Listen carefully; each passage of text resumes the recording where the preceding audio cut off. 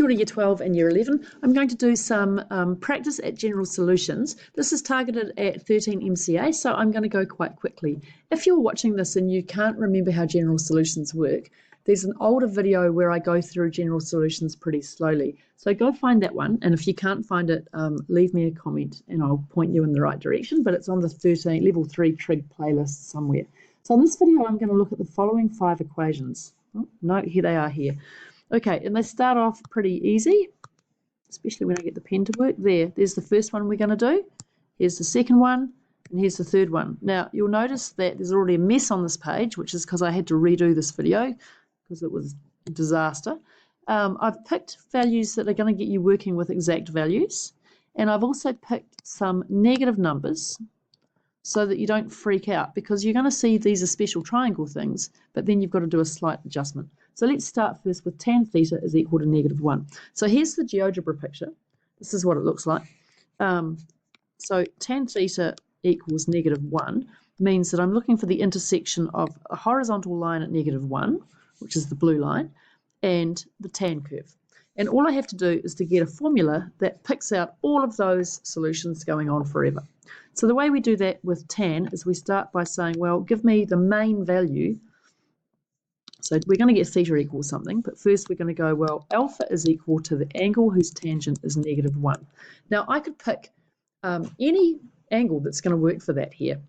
It doesn't really matter. So usually we've got used to picking values between pi and -pi, especially when we did complex numbers. So I'm usually here going to go, well, the angle whose tan is -1 is -pi/4.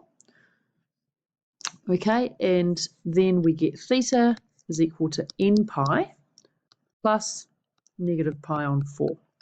Right, and we're going to write that out nicely as n pi minus pi/4. So that's my general solution, and then I chuck in values of n to get particular solutions in a given domain. But I could here, instead of that, I could have used alpha is equal to 3pi/4, and then I'd get theta is equal to n pi plus 3pi/4. And you might be sitting next to someone in class who's got this answer and you've got this one, and you might freak out that one of you is wrong, but you're not, because they're both going to generate the same set of values. So it doesn't really matter if you use this one or this one. Okay, on to question 2. Now this is sine of 2x is equal to -√3 on 2. So think about your special triangle. We know which angle is going to give me a sine of √3 on 2, and it's pi/3. But we don't want that. We want -pi/3. So, sorry, -√3 on 2. So let's see where that's coming from. Well, here's pi/3 at +√3 on 2, but we want the one down here. So where is that? Well, we could either use, again, this one, -pi/3, or by the graph symmetry, we could use this one, which is at 4pi/3. And just to make a point, that's the one that I've used in these general solutions. So let's start that off. We start by saying alpha is equal to the angle whose sine is -√3 on 2. And I'm going to use 4pi/3. Now, the next thing I'm going to do is say, well, it's not x here, it's 2x is equal to n pi plus -1 to the n times 4pi/3. So on this side, I've got the general solution pattern for the sine curve, right? So if you want to remember why that's the general pattern, go watch the other video, right? But you can see that it's based on the symmetry of the curve. We go out in multiples of pi, and sometimes we add on that value, and sometimes we go back by that value. But we're not quite finished, because we need to get x equals something. So now we divide each term carefully by 2, and we get x equals n pi plus -1 to the n times this divided by 2 is going to give me 2pi/3. So there we are, that's that one done. So far, so good. And if you did this using the other value, this will look a bit different. Now the next one's the same kind of idea. We've got cos of 3x plus 1 and we want that to equal 1/2. So alpha here is equal to the angle whose cosine is 1/2, and I'll go with pi on 3 because it's the obvious one. Now, the cosine general solution we have to be careful with. We get this 3x plus 1. So we're taking out all of that stuff in there, right? So 3x plus 1 is equal to 2n pi plus and minus pi on 3. So 3x is equal to 2n pi minus 1 plus or minus pi on 3.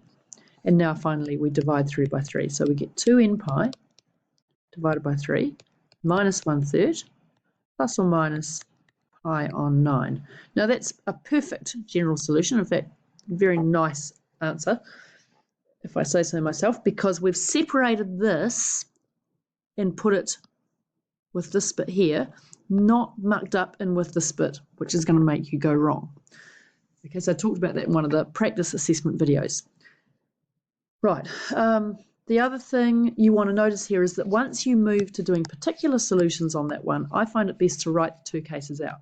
So you're going to get x equals 2n pi on 3 minus 1/3 plus pi on 9, and then you'll get x equals 2n pi on 3 minus 1/3 minus pi on 9, and then you chuck in your values again. Okay, now hopefully for most of you that was all revision and you should be feeling really confident about that. I'm going to put in two examples now that we haven't really looked at, and they come up in really old textbooks, but they're quite cool. So this first one might freak you out when you see it, but seeing the graph really helped me understand what was going on. We've got tan of 3x is equal to tan of 2x. Right, how can I think about this? Well, if you look at the graph, we're looking for the places where the two tan curves meet. And that's going to happen here, and here, and here, and so on. So it looks like we're going to get a solution that says, well, the answer is going to be every pi. So we might conjecture that the answer here is x equals n pi. But let's see how we can work that out. What we're going to do is we're going to treat this just like we treated the -3 on 2. Okay, so we're going to start by saying, well, alpha is the angle whose tan is tan 2x, right? But when we do the angle whose tan is a tan, we end up back at 2x, right? If you don't believe me, try it out on something really easy. So if we had alpha is equal to tan inverse, oh, something weird just happened. I think my battery's going flat. Yep, touch screen just turned off. Okay, sorry about that. I've got no idea what happened, but things seem to be back to normal. So if I had the angle whose tan is tan of 60 degrees, then the answer here would be 60 degrees, right? And if you're thinking this is strange, just go and stick that in your calculator a few times to convince yourself. But here, if I've got tan of 2x here, I'm undoing the tan, so the angle whose tan is 2x. Hopefully that was clear as mud. Now, that means that I'm going to do my usual thing here. So 3x is equal to n pi plus alpha. But what have we got? Well, we've got 3x is equal to n pi, but alpha is just 2x. So we're solving for x. We're going to subtract 2x from both sides, and we get 3x minus 2x is equal to n pi, which is what we suspected was the truth to start with. So there you go. So that's how you do one like that, right? So you might want to try, I don't know, doing another tan one. Tan of 6x equals tan of 5x. And just put it into GeoGebra or Desmos on your phone and see how it goes. And it's exactly the same idea. Now, the next one I'm going to show you is a little bit different, and that's sine of 3x is equal to cos of 2x. And you can see when you draw it that it's a little bit more complicated, so we can't quite as easily pick out what these values are, but you've got to admit that it's quite a cool problem. So where do those two curves intersect? and which one's which. So sometimes they intersect up here. So they're going to intersect at all different y values. Now make sure that you know which curve is which. This one here, the orange one, is cos of 2x. We know that because it hasn't got a horizontal shift, so it has to start when x is 0 at 1. But the period of that function is going to be 2 pi over 2, which is pi, right? So that makes sense. There's one cycle of the cos 2x. The sine 3x is sped up even more, so it's got a period of 2 pi on 3. Right, let's see if our approach before worked. Well, we've got sine of 3x is equal to cos of 2x. But the issue here is what we want to do is we want to undo the sine. So what we'd like to say is, sine inverse of cos of 2x. But that's not very nice. Okay, so what we can do instead is we can say, well, when we did the tan one, we had a tan of blah, blah equals a tan of blah, blah, blah. How can I get this sine to be a cos of something? And it comes back to one of the identities that we did early, which is that sine of 3x is equal to cos of pi on 2 minus 3x. So now we're going to switch out the sine for a cosine, and we see if our old approach works. So we get cos of pi on 2 minus 3x is equal to cos of 2x. Now, as before, we go alpha is the angle, is cosine is the cosine of 2x, which is just 2x. Right, so I'm working with this one. Next, we've got pi on 2 minus 3x is equal to 2n pi plus or minus 2x. Now here we really do have to be careful. We've got to split into two cases. So case 1 is where we've got a plus here, and case 2 is where we've got a minus. We're going to work through and get two rules that are going to give me x values. I'm going to run out of time, but you guys can go and put in some points. You might want to share on Google Classroom how this worked out.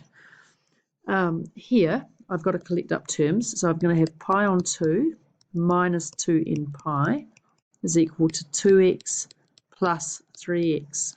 Right, be careful with that one. And cleaning this up, we get pi on 2 minus 2n pi is equal to 5x. So x is equal to pi divided by 10 minus 2n pi on 5. So that's one rule. Over here, we're now going to add 3x to both sides. So we get pi on 2 minus 2n pi is equal to negative 2x plus 3x. So we can go straight to our solution because here I've got x. So x is equal to pi on 2 minus 2n pi. Right, so each of those will generate a bunch of values. So as I said, go and try it out. If we were doing that in degrees, just make sure you can do that as well. X would be, pi on 10 would be 18 degrees minus 2/5 of 180 is 72 degrees. So it would be 18 degrees minus 72 n degrees.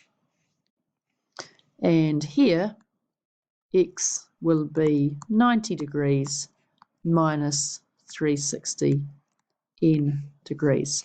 Okay, that was really long, but it covered quite a lot. So make sure that you can do all of the basic 3 patterns for general solutions, and then just be careful with the little things in the details.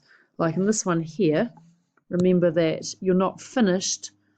Sometimes people think that they're finished when they get to this bit here. You're not. You have to end up getting x equals or theta equals.